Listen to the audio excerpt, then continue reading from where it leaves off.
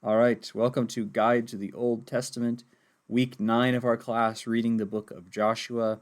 This semester, when I'm recording this video, this is our last week of class. So it's our last week for this semester before Christmas break. So the last book we're covering is the book of Joshua, and our theme for Joshua has been capturing the covenant land. Of course, we usually call it the promised land, not the covenant land, but covenant works because we're talking about the covenant with Abraham when God promised his people, or the descendants of Abraham, that they would inherit the land of Canaan. And it also gives us the alliteration. So if you can think of one that works better with promised land and gets this idea of capturing or conquering, then I'll take it. We'll move on to the facts, and there's only one fact here today, which is that the book of Joshua is anonymously authored. It does seem that in the later parts of the book, Joshua has a hand in writing down some aspects of it, but we don't have a lot of details about how exactly that happened. And for the most part, the book doesn't tell us who the author exactly is, or when it was authored, or any of those details. And so that's why there are not very many facts in this box today. But let's talk about the shape of this book. Got some boxes here to look into. So one of the passages that you hopefully read for your homework this week was chapters 1 and 2 of the book of Joshua, which are both really significant. So the book of Joshua starts with this call for Joshua in particular to be one who meditates on the book of the Torah, God's instruction. And he's supposed to do that. Here, let's do some lines in here. This is the writing. He's supposed to meditate on the book of the law day and night. And hopefully you noticed, this is one of your homework questions. That's the moon right there. I know it doesn't look like it. One of your homework questions was about Psalm 1 and comparing this portion of Psalm 1, of Joshua 1 with Psalm 1. You may have noticed that same idea of meditating on God's law day and night shows up again almost word for word. And in addition, there's that language of prospering and having good success that goes with that meditation. Really identical wordings there in both the book of Joshua chapter 1 and the book of Psalms chapter 1. And if, like we talked about last week, there's this Hebrew ordering to the books of the Bible that's a little different than what we usually see in our English Bibles. And in that ordering, you have the law, the first 5 books, what we call the Torah. Then the book of Joshua begins with instructions to meditate on the law day and night so that you will prosper. That's the first section of the prophets, the first book of the prophets. And then the first book of the writings is Psalms. And Psalm 1 begins with instructions to meditate on the Torah day and night so that you will prosper. And so really the whole rest of the Old Testament in the Hebrew Bible positions itself as an explanation and a meditation on, an application of what's already been revealed to us in the Torah, the law of Moses. Also in chapter 1, we had this repeated idea that Joshua and the people of Israel need to be strong and courageous as they take the promised land. In other words, they need to have a kind of bold faith in going forth and trusting God that he's going to fight for them, that they can conquer these nations that are bigger than they are. And a huge example of that strong and courageous attitude in chapter 1 is these 2.5 tribes of Israel that already have their territory at the beginning of the book of Joshua. This is the tribes of Reuben and Gad, and then half of the tribe of Manasseh. So let's look at a map here. We'll come back to this map in a minute. But we're crossing into the land of Israel from the east. Jericho's right there. It's kind of fuzzy. I don't know why. But Jericho's right there. And so they're crossing this way. And you can see Reuben already has territory over here. Gad has theirs here. And half the east tribe of Manasseh has their territory. And so Joshua calls them to be strong and courageous in that they're leaving behind their family, their children, their livestock to go fight with their brothers over here and capture the promised land, and then they're going to return later. And so they're really supposed to be a prominent example of the faith-filled trust in God that he's going to be with them and protect them and fight for them as they go fight and take the land. And so this is chapter 1 right here. What we get next, this is chapter 2, and then chapter 3 through 6, and then chapters 7 and 8. The main thing here is we get a picture of the way things are normally going to work in the conquest and in the book of Joshua, which is that God's people, the people of Israel in particular, God's people take the land. And the prime example of this kind of thing is the city of Jericho. So this is, of course, a famous Sunday school type of story where they have this big wall around the city of Jericho. It was a walled and fortified city, and the Israelites march around it, and they do that 7 days. And on the last day, they blow their horns and shout, and famously, the walls come tumbling down. And they take the land and they kill its inhabitants. They take that city for Israel, and that's the way things are typically working in the book of Joshua. God's people are being obedient, they're doing what's right, and so they drive out the Canaanites who are under God's judgment, and they get to take the promised land. Now, there's also important exceptions, though, and I want to show you a passage of Joshua that really gets at this. This is Joshua chapter 5, before the people take Jericho, and it's this moment when the commander of the Lord's army appears to Joshua. So it says, Joshua was by Jericho, and he lifted up his eyes and looked, and behold, a man was standing before him with his drawn sword in his hand. And Joshua went to him and said to him, "Are you for us or for our adversaries? Whose team are you on, Mr. Man?" And look at this answer. This is crucial. He said, "No, but I am the commander of the army of the Lord. Now I have come." And so the question really in this moment as Joshua gets ready to take the land, it isn't whose side is God on. The question is, who is on God's side? Are the Israelites going to choose to have faith in God and trust him and be on his side, or are they not going to? And the same thing applies to the Canaanites. That's why around the story of how things usually work, we get two examples of exceptions. So one exception that we get in chapter 2 and also talked about in chapter 6 is Rahab, this Canaanite prostitute who lives in Jericho. She welcomes the spies who come into Jericho, and she actually confesses faith in Yahweh, the Lord, that she believes in him, that he's given the land to Israel, and she essentially wants to become an Israelite. She wants to become a worshiper of Yahweh, and so she and her whole family are saved when the people capture Jericho. She essentially becomes part of God's people who take the land. Now, on the other side, on chapter 7 through 8 of this story, we have another exception that works the other way. The story of Achan. Achan, who disobeys God by taking some of the plunder that was supposed to be totally destroyed from Jericho. He keeps it back for himself, and as a result, he is excluded from the people of Israel along with his family. They're killed. They're put to death. The earth swallows them up, or maybe they're stoned. No, they're stoned. I'm sorry, I'm mixing my stories. But you have an exception there on either side of the story of the taking of Jericho that really shows that the question is, who is going to be on God's side? If you're a Canaanite and you choose to be on God's side, it works well for you. If you're an Israelite and you choose to be against God, then guess what? You're excluded from God's people. So following that in chapters really 9 through 12, we have the rest of the conquest.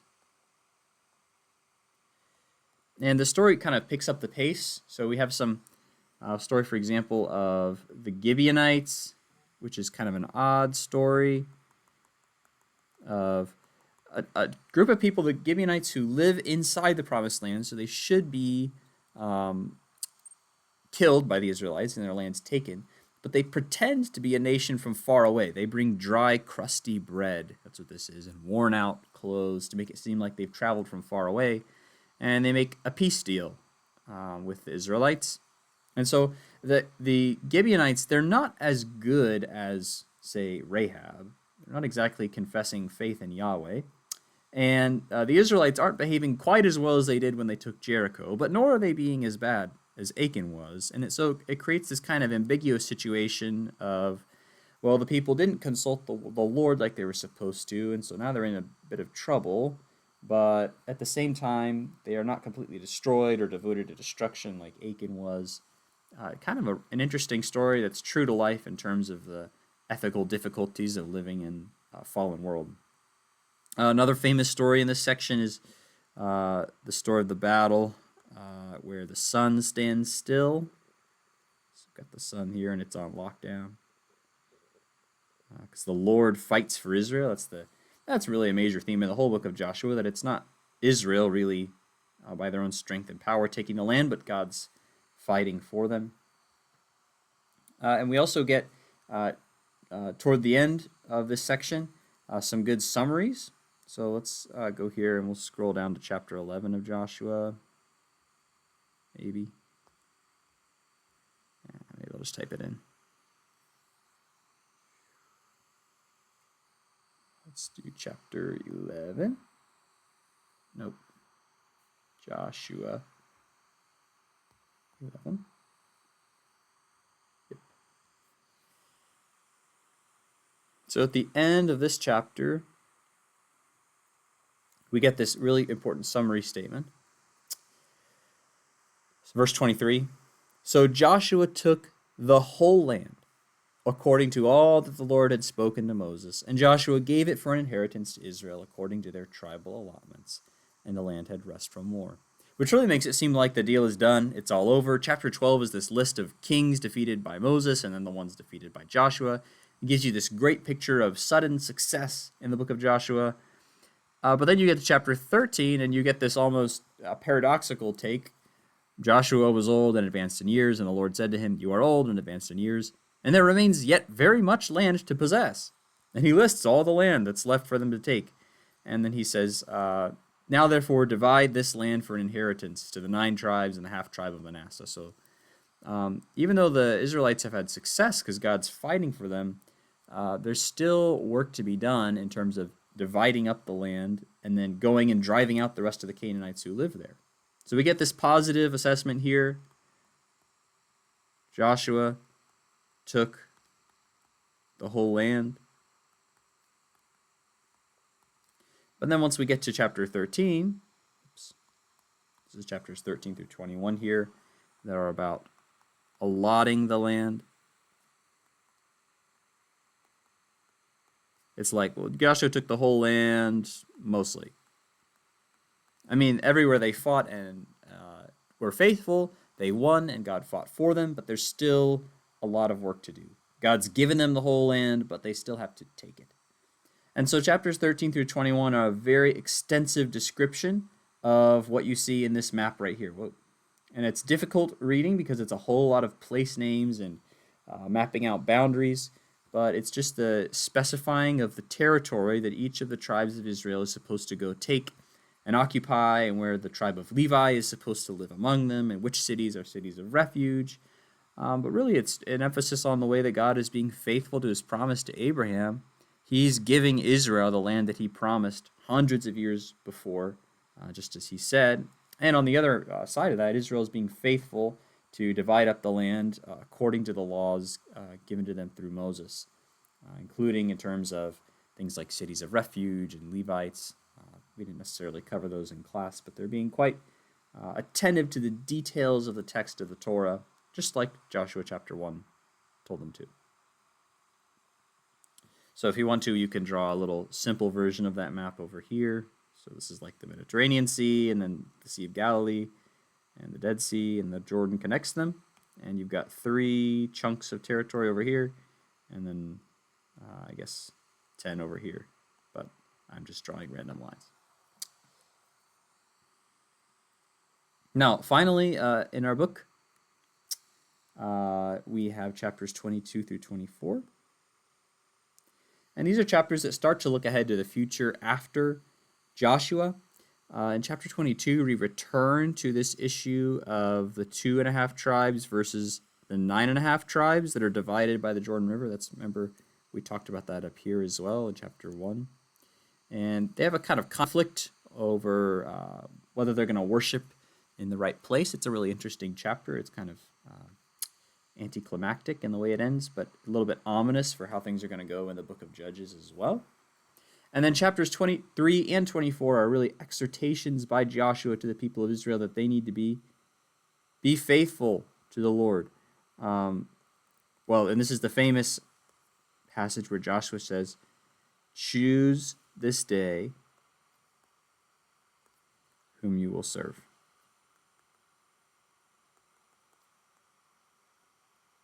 Choose this day whom you will serve. Are you going to serve the Lord, or are you going to serve idols? And the verdict that you get in the book of Joshua is, this is the end of chapter 24, in the days of Joshua and the elders who came after Joshua, the people were faithful. Now, this is really a high point in the story of the Old Testament in terms of the people's faithfulness, God's faithfulness to them. They get to take the promised land and have rest in it, even though there's still more work to be done. Now, that's the shape of the book of Joshua. One thing I also want to do while we're here, and this is something that applies to a lot of the Old Testament, but comes up specifically in the book of Joshua.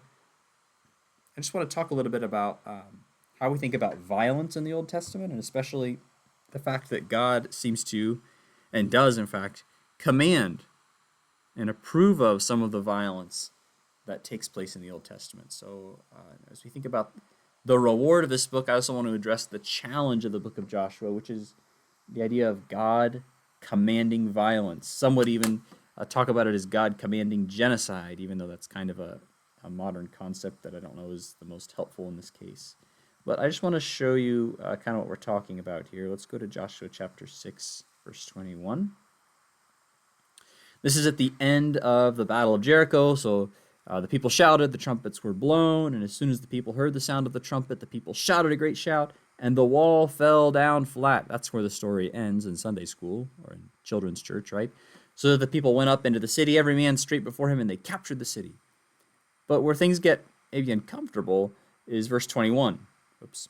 Then they devoted all in the city to destruction, both men and women, young and old, oxen, sheep, and donkeys, with the edge of the sword. So this is speaking about the death of women and children, people who weren't necessarily combatants, as part of this battle of Jericho. Right? That's why it's remarkable that Rahab and her whole family were saved. They all would have been killed otherwise. Even the oxen, sheep, and donkeys are being killed. So can God really approve of something like that? This is what we would think of as a war crime, right? To intentionally kill civilians. So what kind of a framework do we need to think about, and how can we think through the problem that this presents for a God who, in the New Testament, teaches us to love our enemies, to pray for those who persecute us, to turn the other cheek. So how do these things fit together? Now, I don't think there's an answer to this question about violence in the Old Testament that is going to make every atheist bow the knee and say, you know what, you're right. God was right to command these things. But there is a lot of helpful things that the Bible gives us in terms of how to think about this issue that help us to understand it. And I want to just give you a book recommendation, first of all. This book right here, which you can see I've circled two things on. Confronting Old Testament Controversies by Tremper Longman III. And he talks about four things in this book, so evolution, sexuality, history, and violence. This is the part that I'm referencing as high quality and a good thing for you to read. These other three, I don't really agree with what he has to say. So really, I just recommend this one chapter of the book, not the whole book. But I found this one for free on Hoopla, if you use that from the library. And it was really helpful. I had a lot of good thoughts in here about violence in the Old Testament. So the framework that we want to be using when we think about this problem is God waging war against evil in the world. So not God waging war against the Canaanites in particular, but that as part of a larger pattern of God waging war violently against evil. So this is true when God fights for Israel, like we're seeing here in Joshua. It's true when God fights against Israel, like we see with Achan, or later on in the story we'll see this with the exile and with the various oppressions that Israel goes through when they're disobedient to God. We see this in the way that God punishes Babylon and Assyria and Persia, all these different empires that are taking control of Israel and dominating them. But we do see a shift in the New Testament to where God's war that he's fighting against evil becomes a kind of spiritual war that is shaped by the cross and by the gospel. So that as Paul says, our battle is not against flesh and blood, but against the spiritual powers and authorities, the powers of darkness, right? And we fight that battle by the proclamation of the gospel, by sacrificial love, by cross-shaped suffering. So our job in this time of God's purposes is not to be an agent of justice and violence on God's enemies, but to follow the pattern of Christ by suffering as he did, being witnesses to the gospel that way and fighting the war against evil in that way. But that's not what's happening in the book of Joshua. In the book of Joshua, Israel is God's agent of judgment. That's a blank right here. So it's important to remember, the Bible doesn't really have a category for innocent bystanders who are completely unaffected by evil. God's judgment is already against all humans because we've all sinned, and it's only his mercy and his patience that holds it back from us. He can, if he wishes, at any time, decide that he's ready to stop withholding that judgment and do what is truly just, to punish the evildoer. And so in this case, God has been waiting for these people to repent for hundreds of years. He told that to Abraham all the way back in Genesis 15. And they have not turned to him. They have not done what's right. And God decided that for the Canaanites, their time was up.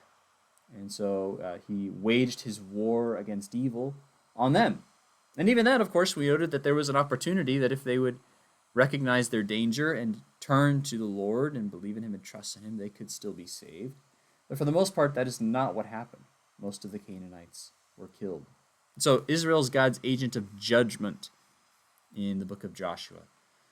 That's a more helpful framework, I think, for considering the violence in the book as opposed to something like genocide, that is kind of a modern human-to-human kind of a crime.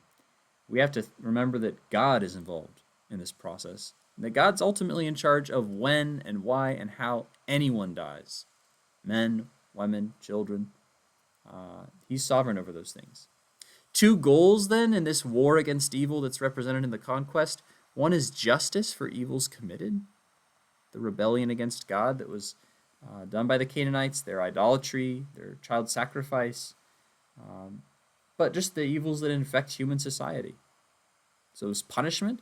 But then a second goal for the conquest would be the prevention of further evil, right? The prevention of idolatry spreading to the Israelites, the prevention of the further practice of these evil things, of resentment building and resurfacing and further violence. And this probably helps us understand why God asked that not only the men and the warriors be killed, but also the women and children, that these whole people groups would be destroyed and would not become a snare to Israel by making their idolatrous practices continue. That's not to say necessarily that every child who was killed in this conquest was personally guilty and under God's judgment because of that. But sin has serious consequences. That's true for the Canaanites. It's true for Achan, too. If you read that story closely, it looks like his family died as well, his Israelite family, because of his sin. And it doesn't make it clear whether that was because it was partly their fault or just because Achan's sin had real consequences and the evil was being purged from the nation of Israel. Now, none of that, I don't think, makes this violence in Joshua comfortable to us. And it's worth asking why we, in our historical moment, in our view as interpreters of the Bible, why is this the problem in particular that we stumbled over? We're not the first to struggle with violence in the Old Testament and how that fits with Jesus' teachings in the New, but it seems to me, it does strike us as especially uncomfortable in our day and age and in our place, maybe. And I just wanted to give you this quote for consideration that comes from that book that I recommended a minute ago. It's really a quote within that book as well. It's from a professor at Yale. It says, "I used to think that wrath was unworthy of God. Isn't God love? Shouldn't divine love be beyond wrath? Well, God is love, and God loves every person and every creature. That's exactly why God is wrathful against some of them. My last resistance to the idea of God's wrath was a casualty of the war in Yugoslavia, the region from which I come. According to some estimates, 200,000 people were killed, over 3 million displaced. My villages and cities were destroyed, my people shelled day in and day out, some of them brutalized beyond imagination, and I could not imagine God not being angry. How did God react to the carnage? By doting on the perpetrators in a grandfatherly fashion? By refusing to condemn the bloodbath, but instead affirming the perpetrators' basic goodness? Wasn't God fiercely angry with them? Though I used to complain about the indecency of the idea of God's wrath, I came to think that I would have to rebel against a God who wasn't wrathful at the sight of the world's evil. God isn't wrathful in spite of being love. God is wrathful because God is love. And so coming over here to our final blanks here, God is a God who hates evil and who loves good. And we have to have both of those sides of God if we want to be faithful to what the text says, and if we're realistic about the evil in the world around us. We live in a very good country and in a very good time. We're insulated from death, from a lot of violence, from a lot of tragedy and suffering that happens in the world around us. We just don't see it. Maybe we don't read enough news reports about it. I don't know. It still exists, that's for sure. And I think that makes it hard for us to imagine there being any justice in the kind of violence that God commands in the book of Joshua, even though I think there really is, and the Bible's quite sure that there is. So again, I don't know if that makes it comfortable for us, but maybe that helps explain why it's so particularly uncomfortable for me and for you to read about this violence, because we don't live in a violent place or a violent age. But if we're willing to see it, that's the reward of the book of Joshua, a God who really and truly hates evil and takes care of it, judges it, removes it from his world, and one day will remove it completely and finally. That is my guide to you for reading the book of Joshua. Our homework for this week is a little bit different because this is our Christmas break homework. I'm just asking you to choose one of the following to listen to or read, and these are the 6 books of the Bible that we've covered thus far in class. Now, each of these takes about 2 hours to listen to at one time speed. Genesis is a little longer. Joshua is a little shorter, but 2 hours is about the range. I don't think that's really too much to ask over a whole Christmas break that you have to get this done. And the goal of our class really is to excite you about and invite you into reading the Old Testament for yourself. So here's my challenge to you. Go do it. Go read the book of Exodus. Listen to Leviticus. Work your way through Deuteronomy, and you've got just a few simple questions to answer along the way as you do that. Thanks for following along with our class, and I'll see you next time.